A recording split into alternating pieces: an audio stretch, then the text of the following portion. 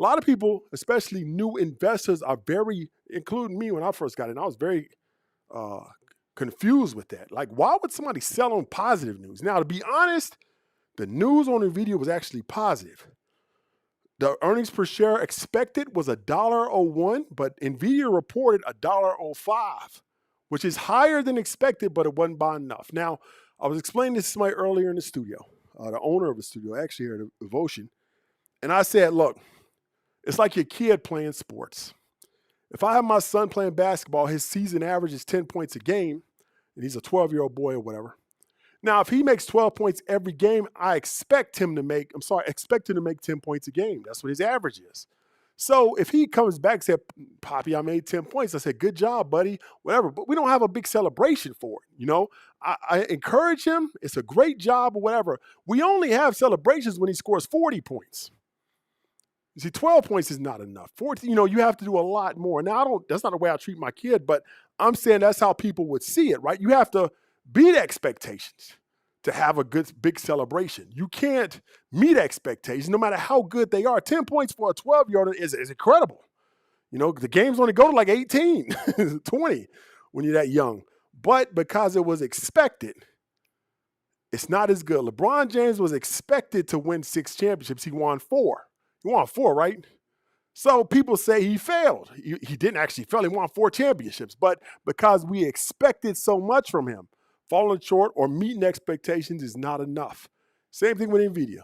It's not enough for them anymore to just barely pass expectations. So people panic, sell because they expected more from this fast-moving stock.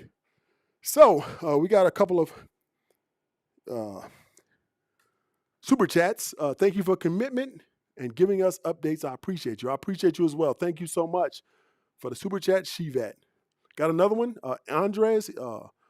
I appreciate you. You always give me a super chat. I really appreciate that. Thank you for your knowledge. We don't have any more. Didn't you expect him to blow out earnings? You said NVIDIA 200 after earnings a couple of weeks ago. Now, Joseph, I'm not always right. Okay, I was wrong. I thought they would blow out. They just barely beat expectations. So I was wrong about that. Now, in this game of investing, you will never be 100% right. You can only hope that you're mostly right. Now, I was wrong. I thought they would blow out, but they didn't. They barely beat it.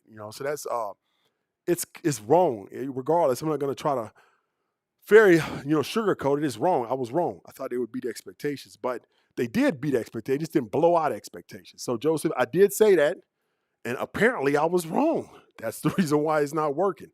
Yeah, I did say that. So James, I appreciate you as always. Thank you so much, James Benton. You always are very generous with the super chats. I appreciate you. NVIDIA is still going to 200, but the timeline may have been stretched out. And to be honest, we don't know. Like right now, it's hard to judge where NVIDIA is going short term because we don't know how the market's going to react. It could be, the market reacts harshly, or it could be the market accepts that and this continues to move forward. We don't know. It all depends on how the analysts spin this in the morning, how the overall market accepts that earnings report, and how the overall market is. With the rate cuts coming up, we can still see NVIDIA at $200 before the end of the year. Now, if you're new to the channel, I would appreciate it if you would subscribe. If you're old to the channel, I would appreciate it if you would drop me a like. We got 37 likes, but 1,000 people here right now, so I need some likes. I would really appreciate that. Yeah, NVIDIA could be 200 tomorrow. Like right now, it's hard to judge where it's going. You don't know. Could be manipulation. Gary says, can it be price manipulation? Could be. Don't know. Sometimes in investing, you just don't know. I don't know what's going to happen tomorrow or over the next week. Now, long term, yeah, it's going to 1,000. Short term could be either way.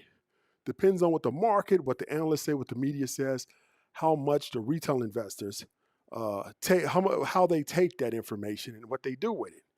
All it takes is a bunch of retail investors panicking, and then the stock is going to fall anyway. So it could, like I said, it could be a longer term dip. It could be a short term dip. It could continue going. I don't know. But there is something called a post-earnings announcement drift that could work against the stock. It could extend losses, so we don't know. So, like I said, that this was not a blowout expectations. So it kind of rattled the AI narrative.